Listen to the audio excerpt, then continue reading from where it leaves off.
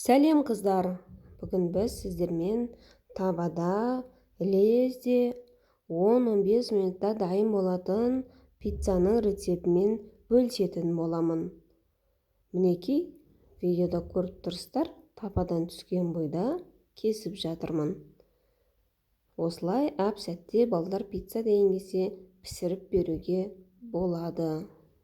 Ол үшін бізге ең алдымен осы қоспалар қажет болады.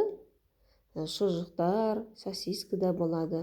Осылай әдемілеп бірінші дөңгелектеп, сырыңызды үгітіп дайындап аламыз. Содан кейін бізге 2 жұмыртқа, 4 қасық майонез, 4 қасық қаймақ, кішкене разрыхлитель керек.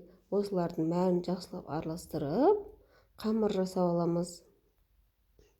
Міне, осылай бетіне табаға жаңағы сұйық қамырды салып, бетіне кетчупымыз бен майонезді осылай жағып шығамыз.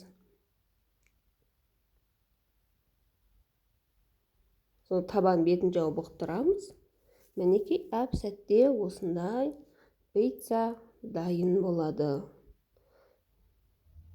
Қажет заттардың бәрін мен описание бөліміне жазып қоямын.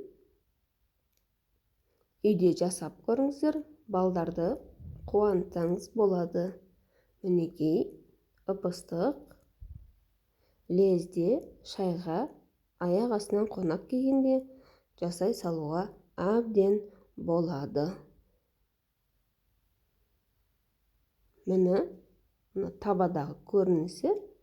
Осылай бәрін дайындап, бетін жауып, 5 минуттай бұқтырып пісіріп аласыздар. Қамыры да лезде пісе кетеді. Тек қаймақпен 2 жұмыртқа, майонез, кішкене ұн, қопсытқыш осы заттардан тұрады. Мен керек заттың бәрін төменге жазып кетемін. Қарап, рецепті көріп, жасауға кеңес беремін. Сіздермен бірге болған Ақмарал Исахова, менің YouTube каналыма тіркеліп алыңыздар. Түрлі тәтті рецептер, оңай әрі жеңіл тағамдар бар. Көріп, танысып, қолдау білдіріп отырыңыздар.